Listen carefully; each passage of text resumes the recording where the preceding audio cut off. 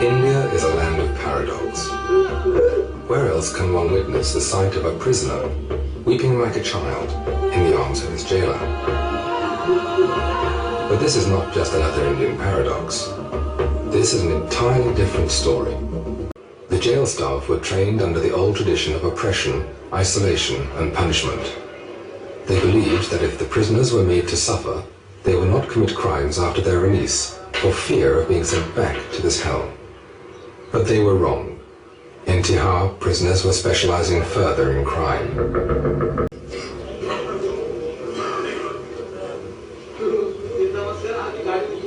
In May 1993, a new Inspector General of Prisons was posted.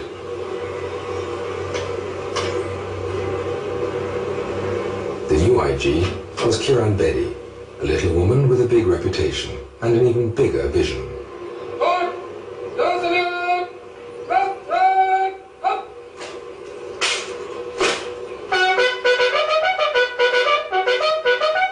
As India's first woman police officer, Bedi has always attracted controversy, using unconventional methods to achieve high goals.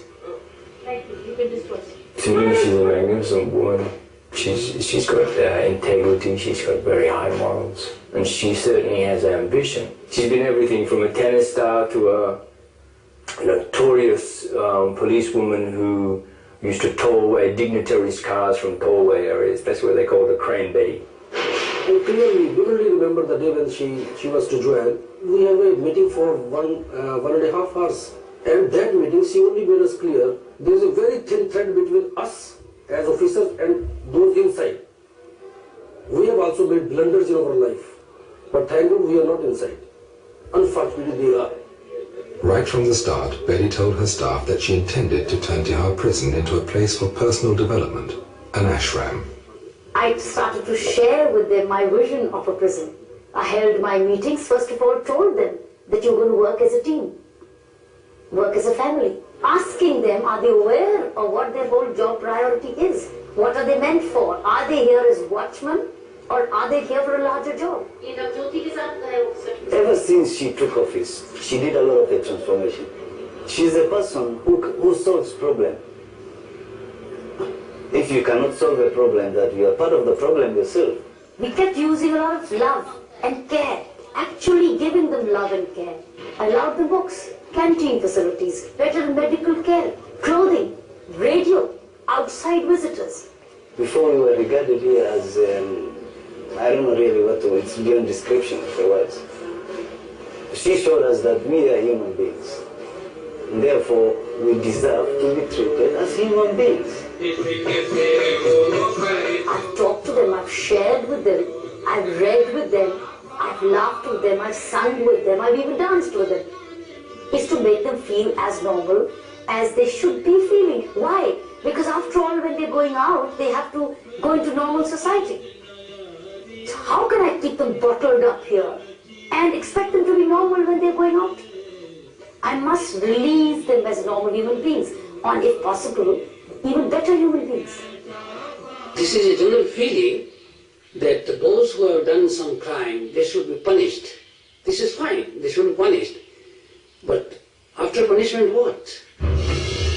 They will not live in jail all through their life. They will come out in the society. But after punishment, what?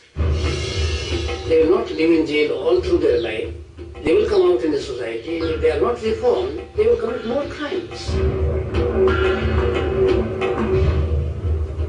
The atmosphere in Tihar had improved, but Betty knew that all material solutions are always partial solutions. She was seeking a deeper change. Human mind needs its own food. Human mind needs positivity. Human mind needs some higher thinking. So this was all I knew, because that's what my mind needs. Many of them did not know the way to change. They are ready to change. They said, okay, we want to change. But how? They have no skills to handle their problems. How do I give them skills to handle themselves? What do I do? I was absolutely like a fish out of water. Where do I go for a magic? Who will come to this prison to counsel? Who will provide the psychological food? I was just looking for an answer. And I got an answer. The answer came, unexpectedly, from inside the prison. One morning, Betty was doing her daily rounds. A young jail officer approached her and told her of an age-old teaching called Vipassana. I was walking the prison and one officer, Rajendra Kumar, came to me. Said, "Madam, you're looking for an answer? I have the answer." And what is the answer? There is a technique which change all.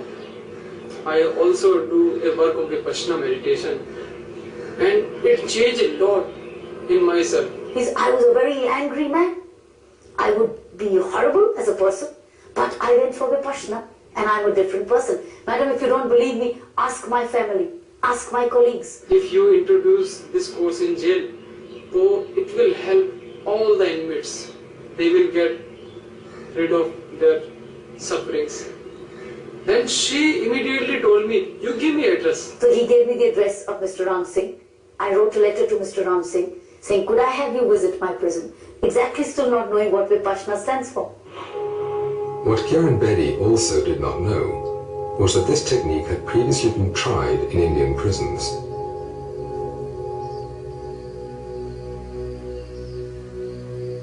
Vipassana is a journey of discovery, taken with closed eyes.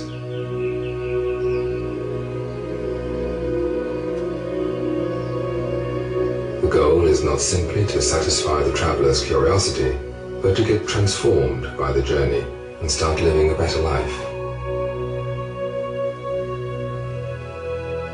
Vipassana means insight, to see things as they really are, in their true nature. It is an ancient meditation technique discovered 25 centuries ago in India by a man named Siddhartha Gautama, known as the Buddha. The records from the Buddha's time tell remarkable stories of serial killers changed into saints and of cruel tyrants who became model rulers by practicing this technique.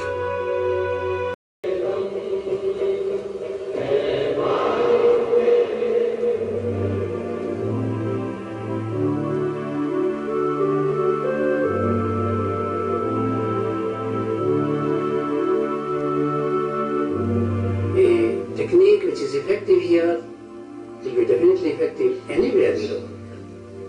Prisons in the West and prisons in the East, men in the West, men in the East, no difference of degree, but totality we are the same people all over the world.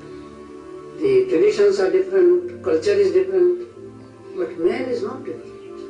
His attitude is not different. Governments are not different. It looks that government in India may be harsh and prison conditions are very bad. It's a comparative picture. Even if you build all good things in the jail and all facilities, it doesn't mean that it's a good prison. What is the attitude of the people? That is very important. When a Vipassana course ends in Baroda jail, a special event takes place.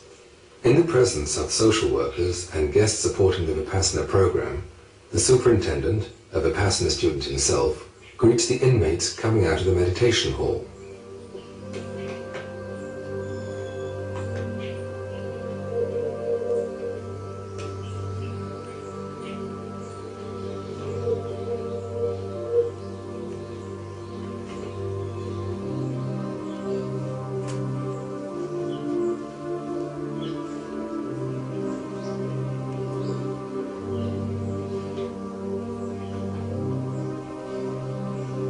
In this country, physical contact between people from such different backgrounds is unthinkable.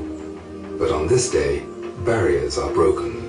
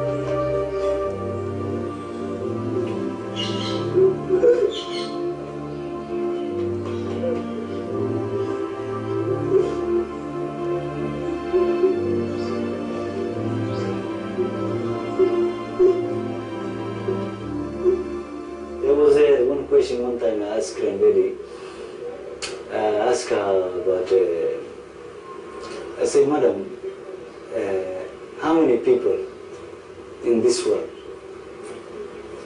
you think that they are doing? They are just here in this world. They believe they are here in this world just to do good. Where's the percentage?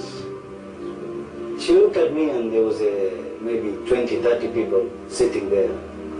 She said, you're the percentage. It's you, people. It's you who can make it this world a better place.